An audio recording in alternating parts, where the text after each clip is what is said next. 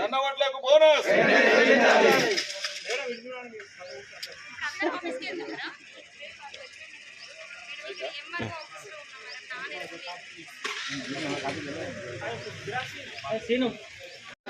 సన్నవడ్లకు bonus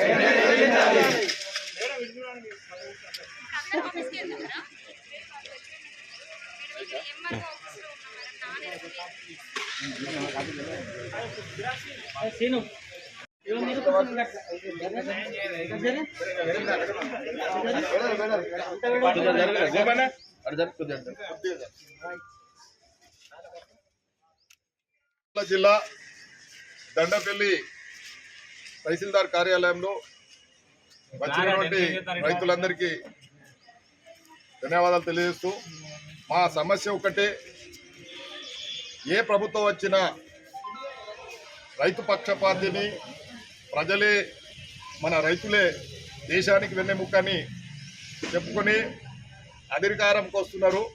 గతంలో ఉన్న ప్రభుత్వం అయినా ఈ ప్రభుత్వం అయినా.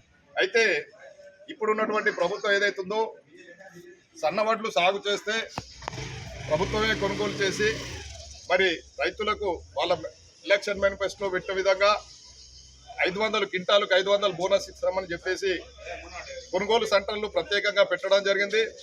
రైస్ మిల్లర్లకు కూడా మిల్లింగ్ ఛార్జీలు పెంచడం, ప్రత్యేక రైస్ మిల్లింగ్ పెట్టి మిల్లింగ్ ఛార్జీలు కూడా వాళ్ళకు పెంచడం జరిగింది. మరి కొనుగోలు సెంటర్లకు కూడా ప్రత్యేకంగా ఏర్పాటు చేసి గన్ని బ్యాగ్స్ను కూడా ప్రత్యేకంగా వివిధ కలర్లలో పెట్టి కొనుగోలు బ్రహ్మాండంగా చేయడం జరిగింది. వాళ్ళ లక్ష్యానికి మించినటువంటి టార్గెట్ కూడా రావడం జరిగింది. అయితే దురదృష్టవశాత్తు ఏంటంటే మా రైతులకు ఏమైందంటే అంగట్లో అన్నం ఉన్నా అన్నోట సని అన్నట్టు మా రైతులకు ఏ ప్రభుత్వం వచ్చినా మాకు ఇదే తిప్పల్లో జరుగుతుంది. కొనుగోలు సెంటర్లు గతంలో రైతుల గోసాలు చూసినాం, వర్షాలు వచ్చినా మళ్ళీ అట్లా ఇబ్బంది పడ్డాం. ఇప్పుడు సన్నవడ్లు పెట్టి మరి ప్రభుత్వానికి సహకరించి సన్నవడ్లు పెట్టి సహకరించి వాళ్ళ మేనిఫెస్టోలో పెట్టిన విధంగా గవర్నమెంట్కి ఇవ్వడం జరిగింది. కానీ చెప్పిన విధంగా ఎంబటే పడతాయి, 48 గంటలు పడతాయి, 68 గంటల్లోనే పడతాయని చెప్పిన ఈ ప్రభుత్వం దాదాపుగా అమ్మి కాంటాలు అమ్మేసి 3 నెలలు అవుతుంది ఇప్పటికీ. మరి రెండో పంట కూడా కోతకు దశకు వస్తున్నది కొన్ని ప్రాంతాల్లో పూట. అయినప్పుడు కూడా రైతులు మరి గతంలో ఎలక్ట్రానిక్ మీడియా, ప్రింట్ మీడియాలో చూడడం జరిగింది. మన ఎంపీ గారు కూడా గౌరవ మంత్రివర్యులు తుమ్మల నాగేశ్వరరావు గారు వ్యవసాయ శాఖ మంత్రి కూడా దృష్టిలోకి తీసుకువెళ్ళడం జరిగింది. ఈ విషయాన్ని బోనస్ ఇంకా కొంత పెండింగ్ ఉంది.